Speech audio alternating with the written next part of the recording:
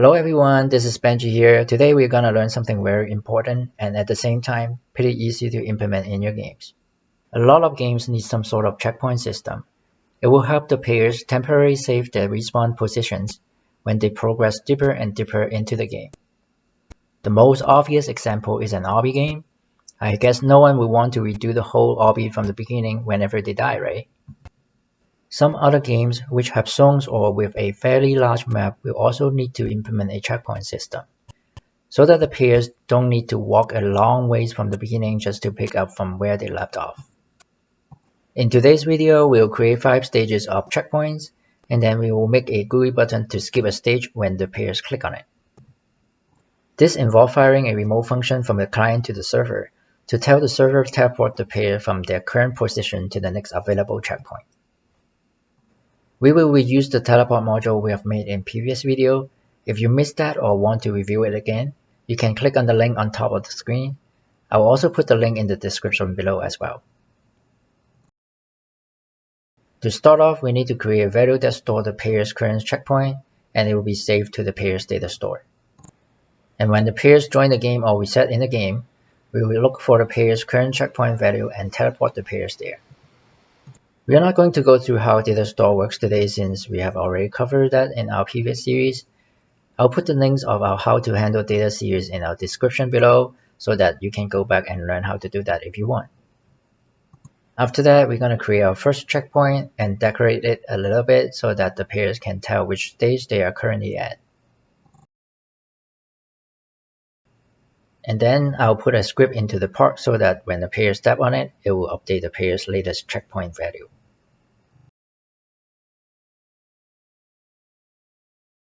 We're going to rename this checkpoint CP001 or whatever you like to use, but I highly recommend you to name your checkpoints in a sequential order for easy lookup purpose. I will also put all my checkpoints into a folder called checkpoints.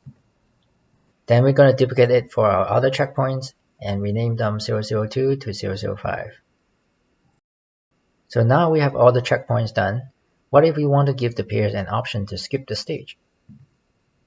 All we need to do is to create a screen GUI in our starter GUI folder and then create a button in it. We're going to name this button SkipStage and we'll put a local script into this button. What this local script will do is, whenever a player clicks on this button, we're going to find the next available checkpoint based on the current checkpoint value of the player, and then we're going to call the teleport player function from the teleport module to move the player to the next checkpoint. Sounds very simple, right? But we are running into a server versus clients issue here. Whatever we put in the starter GUI folder resides on the client side, which means this local script will be sitting in our player's device and not in our game server. However, our teleport module and our player data are all stored in our server side. Clients and server cannot talk directly as intended by Roblox, or else everyone can easily hack into the game data. Imagine everyone can update our player level and go on the client side or teleport to wherever they want in the game anytime. It will be a mess, right? So if Roblox doesn't allow a local script calling our teleport module, what are we gonna do? There is something called a remote function, which will let our local script to tell our server, hey, this player wants to skip a stage, but nothing more. All the details of how to do it will be stayed in the server side. To create a remote function, we'll first need to create a remote function object in the ReplicatedStorage. Since ReplicatedStorage is readable from both the server and the client side, that will act as a bridge when we work on remote function and remote events. Then we are going to rename this remote function SkipStage. If you have a lot of remote function and events in your games, I will recommend you to create folders or some sort of naming convention for your remote functions and remote events, since even a small project can easily have 50 to 100 of them.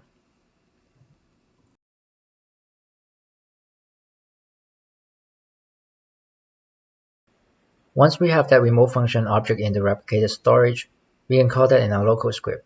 You can see that here we are just passing the value of the players to the server and then wait for the result. All the details on how we're going to handle this will be scripted in our server side. We will script it to the way that this remote function will return true if the player successfully skips a stage and return false if the function failed to operate. You can replace this print result by an actual GUI display if you want. I will leave that part to you. After that, we're going to create a script in the service script service and call it checkpoint. Ideally, we will put all the checkpoint related functions in this script, but for now, we only have one, which is the remote function of SkipStage. We know that we will be using the teleport module, so that we're going to require that at the beginning of the script, and then we also need to get the ClientToServerRemote folder in the replicated storage, so that we will be able to find the remote function we want to handle.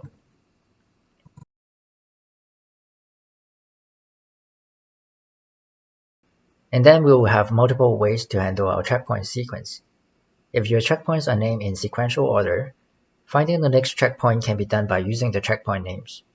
Or else, you can create tables to store all the checkpoint names like I do, so that I can flip that sequence if I want. There are a lot of different ways to handle this. This is really up to you and what you need in your games. Then we're going to move on to the remote function, which will handle what we're going to do when a player sends the server a SkipStage request.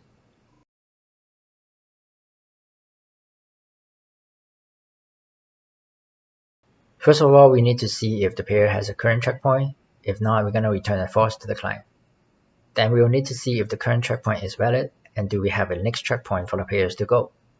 If not, we're going to pass back a false as well, which means the function failed to skip a stage.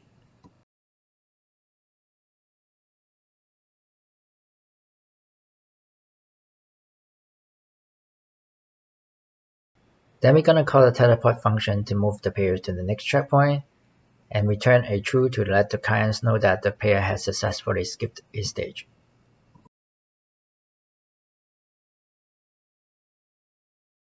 After all this, now we can test it out.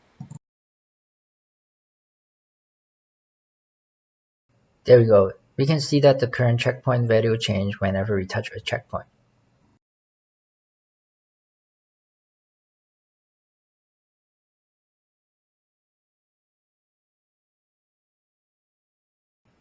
Also, we can skip using skip stage button until we hit the last checkpoint.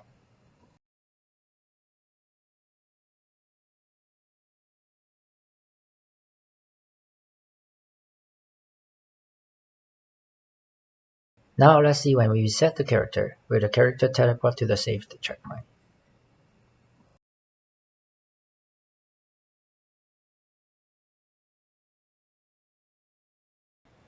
There we go, and this is all we're gonna cover in today's video.